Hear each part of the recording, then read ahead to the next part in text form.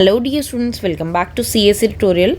In this video of class 9th, you are going to learn the NCERT question answers of your chapter 1, The Lost Child. एक ऐसे बच्चे की कहानी जो मेला देखते देखते गुम गया था. इस चैप्टर के क्वेश्चन आंसर आज हम इस वीडियो के अंदर करेंगे. So the first question is what are the things the child sees on his way to the fair. Why does he lag behind. मेले देखने के वक्त में मेला देखने जाते टाइम बच्चे ने रास्ते में क्या क्या देखा और वह पीछे क्यों रह गया.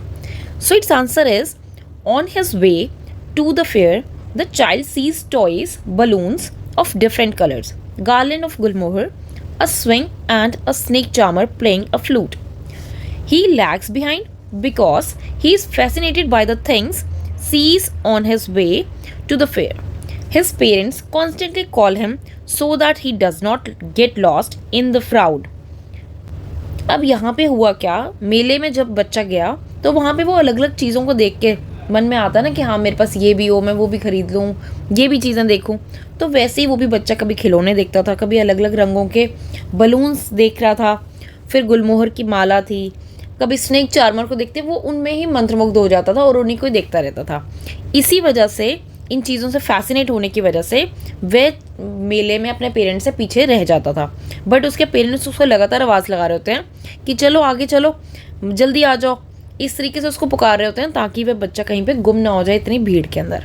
Second question is at the fair he wants many things. What are दे.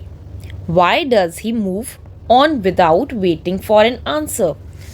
अब यहाँ पे मेले में उसको चीज़ें तो बहुत चाहिए थी, बट फिर भी वो ये उनका अपने पेरेंट्स को बोलने के बाद में उनका जवाब सुने बिना क्यों आगे बढ़ जाता था. So its answer is things that he wants at the fair are balloons, toys, garlands of gulmohar, sweets from the sweet shop, taking a ride in the roundabout swing, etc. He moves on without waiting for an answer because whenever he stops to see things, his parents gave him a cautionary call. Come child come. अब यहाँ पे हुआ क्या, बच्चा जब भी मेले के अंदर अलग अलग चीज़ों को लेना चाहता था, कभी बलून्स को, कभी टॉयज़ को, कभी मिठाई को, कभी झूला झूलना चाहता था, तो वह बिना दूसरों का आंसर, अपने पेरेंट्स का आंसर सुने बिना वो आगे इसलिए बढ़ जाता था क्योंकि वो जब भी रुकता था उसके मम्मी पापा बोलते थे आजा बेटा आजा, चलो जल्दी आगे चलें. तो इसलिए वो जो है वो उनका आंसर सुने बिना ही उसको आगे बढ़ना पड़ता था. Third question is when does he realise that he has lost his way. How have his anxiety and insecurity been described. उसको कब पता चला कि वो रास्ता भटक गया है, रास्ता खो गया है. उसकी एंजाइटी जो थी, जो डर था, इनसिक्योरिटी थी, उसको आपने इसमें एक्सप्लेन करना. Its answer is when he saw the roundabout in a full swing he made a bold request to his parents to take a ride on it. Having no response on the part of his parents, he realizes that he has lost his way. He starts crying bitterly at once and runs here and there in search of them. जब वो देखता है, जब वो झूला घूम रहा होता है, जो बड़ा सा गंडोला राइड्स काइंड ऑफ होता है, उस तरीके के जब झूला झूल रहा होता है तो अपने पेरेंट्स को बोलता है नहीं मुझे झूला झूलना है. और उनका रिस्पॉन्स नहीं आने पे, ना उनकी अब आवाज़ आ रही है कि चलो बेटा आगे चलना है, अब उसको लगता है कि जब वो पीछे मुड़ के देखता है उसके पेरेंट्स ही नहीं, तो उसको लगता है मैं कहीं रास्ता भटक गया.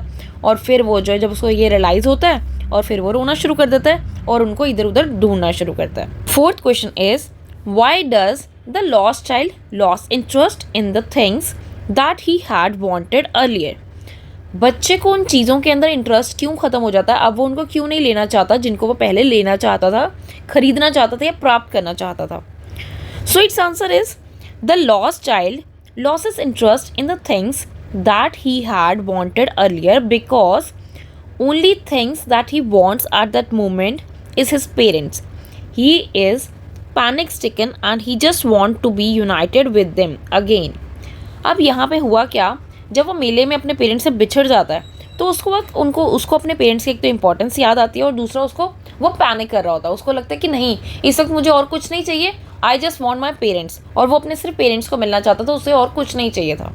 जो चीज़ें वो पहले खरीदना भी चाहता था, कभी उसे मिठाई चाहिए थी, कभी झूला झूलना था, कभी बलून्स चाहिए थे, बट एट दैट टाइम मतलब उसको सिर्फ अपने पेरेंट्स चाहिए थे और कोई नहीं. Fifth question is what do you think happens in the end? Does the child find his parents? अब यहाँ पे आपको बताना है कि आखिर में हुआ क्या, क्या उसको अपने पेरेंट्स मिल गए? So its answer is, I think the child would have found his parents in the end. While he was lost, his parents would also have searched for him. When they would have realized that he is not with them, the gentleman must have tried his best to find his parents. Finally, the child would have been united with his parents with everyone's collective effort. अब यहाँ पे ये आपको कहा जा रहा है कि आखिर में जब वो बच्चा अपने पेरेंट्स से बिछड़ता है, वो अपने पेरेंट्स को मिलना चाहता है, तो उसके पेरेंट्स को भी तो जब पता चलेगा कि हमारा बच्चा साथ में नहीं है, वो भी तो ढूंढने की कोशिश करेंगे ना। तो इसीलिए उसके पेरेंट्स के एफर्ट की वजह से, और वो जो जेंटलमैन उसे मेले में मिला था, जो उसे अलग अलग चीज़ें ऑफर कर रहा था कि बच्चा रोना चुप कर जाए, और बच्चे को जो है अब कभी बलून के लिए बोल रहा था, कभी मिठाई के लिए, बस उसे कुछ नहीं चाहिए था, ही जस्ट वॉन्ट हिज पेरेंट्स। तो उस जेंटलमैन ने भी तो उसको उसके पेरेंट्स को ढूंढने में हेल्प की होगी ना। तो सबके कलेक्टिव एफर्ट से सबने मिलकर जो उसके पेरेंट्स को और उस बच्चे को मिलाने की कोशिश की, उसकी वजह से वो और उसके पेरेंट्स डेफिनेटली मिल गए होंगे एंड में। आई होप बच्चों कि आपको ये वीडियो अच्छी लगी हो, आपको आंसर्स को समझने में आसानी हुई हो।